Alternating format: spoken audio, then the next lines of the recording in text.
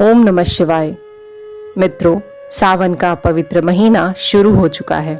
अगर आप भी सावन के सोमवार का व्रत रखकर भगवान शंकर को खुश करना चाहते हैं तो याद रखें, सोमवार की व्रत कथा अवश्य सुनें। सोमवार की व्रत कथा कुछ ऐसी है।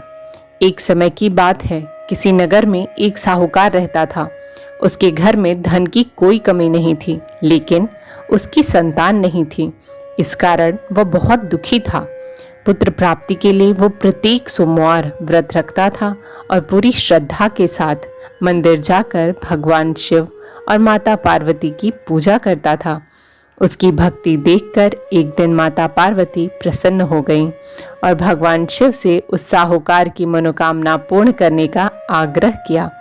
पार्वती जी की इच्छा सुनकर भगवान शिव ने कहा, हे पार्वती, इस संसार में हर प्राणी को उसके कर्मों का फल मिलता है और उसके भाग्य में जो लिखा है उसे भोगना ही पड़ता है। लेकिन पार्वती जी ने साहूकार की भक्ति का मान रखने के लिए उसकी मनोकामना पूर्ण करने की इच्छा जताई। माता पार्वती के आग्रह पर शिव जी ने साहूकार को पुत्र प्राप्ति का वरदान दिया, लेकिन साथ ही यह भी कहा कि उसके बालक की आयु केवल 12 वर्ष होगी।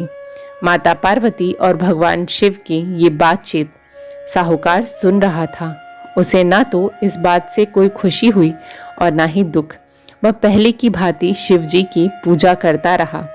कुछ समय बाद साहूकार के घर एक पुत्र का जन्म हुआ। जब वह बालक 11 वर्ष का हुआ तो उसे पढ़ने के लिए काशी भेज दिया गया। साहूकार के पुत्र ने मामा को बुलाकर उसे बहुत सारा धन दिया और कहा, तुम इस बालक को काशी विद्या प्राप्ति के लिए ले जाओ और मार्ग में यज्ञ कराना। जहाँ भी यज्ञ कराओ वहाँ ब्राह्मणों को भोजन कराते हुए और दक्षिणा देते हुए जाना।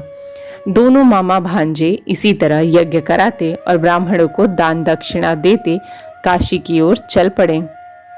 रात में एक नगर पड़ा जहां नगर के राजा की कन्या का विवाह था, लेकिन जिस राजकुमार से उसका विवाह होने वाला था वो एक आंख से काना था। राजकुमार के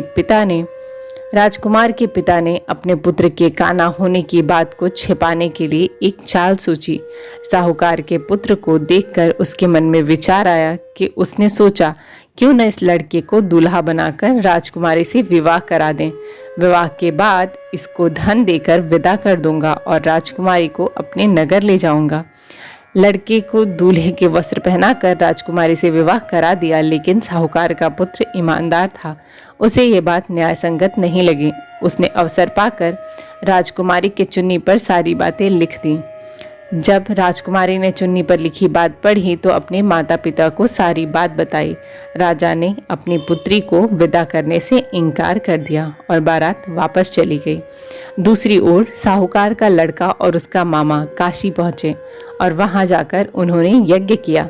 जिस दिन लड़के की आयु 12 वर्ष हुई उस दिन भी यज्ञ हो रहा था। लड़के ने अपने मामा से कहा, मेरी तबीयत कुछ ठीक नहीं है मामा जी, मैं यज्ञ नहीं कर पाऊंगा।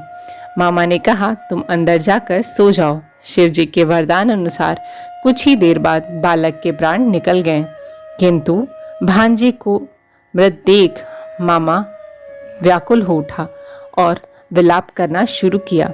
संयोगवश उसी समय शिव जी और माता पार्वती उधर से जा रहे थे। पार्वती ने भगवान शिव से कहा, स्वामी, मुझे इसके रोने का स्वर सहन नहीं हो रहा। आप इस व्यक्ति के कष्ट को अवश्य दूर करें। जब शिव जी मृत बालक के समीप गए तो वह बोले कि यह उसी साहूकार का पुत्र है जिसने मैंने 12 वर्ष की आयु का वरदान दिया था। अब इसकी आयु पूरी हो चुकी है, इसलिए ये मृत पड़ा है।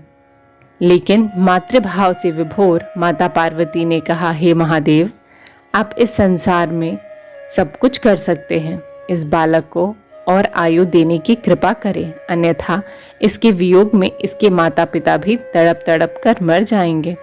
माता पार्वती के आग्रह पर शिव जी ने उस लड़के को जीवित होने का वरदान दिया। शिव जी की कृपा से वह लड़का जीवित हो गया। शिक्षा समाप्त करके लड़का मामा के साथ अपने नगर की ओर चला। दोनों चलते हुए उसी नगर में पहुंचे जहां उसका विवाह हुआ था उस नगर में भी उन्होंने यज्ञ का आयोजन किया। उस लड़के के ससुर ने उसे पहचान लिया। महल में ले जाकर उसने उसकी खूब खातिरदारी की और अपनी पुत्री को उसके साथ विदा कर दिया।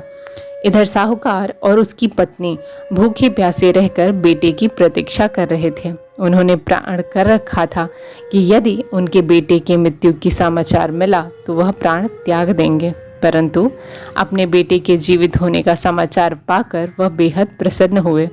उसी रात भगवान शिव ने व्यापारी के स्वप्न में आकर कहा, हे सृष्टि, मैंने तेरे सोमवार के व्रत करने और व्रत कथा सुनने से प्रसन्न होकर तेरे पुत्र को लंबी आयु प्रदान की है। इसी प्रकार जो कोई सोमवार व्रत करता है या कथा सुनता है, पढ़ता है, उसके सभी दुख दूर होते हैं और समस्त मनोकामनाएं पूर्ण होती हैं।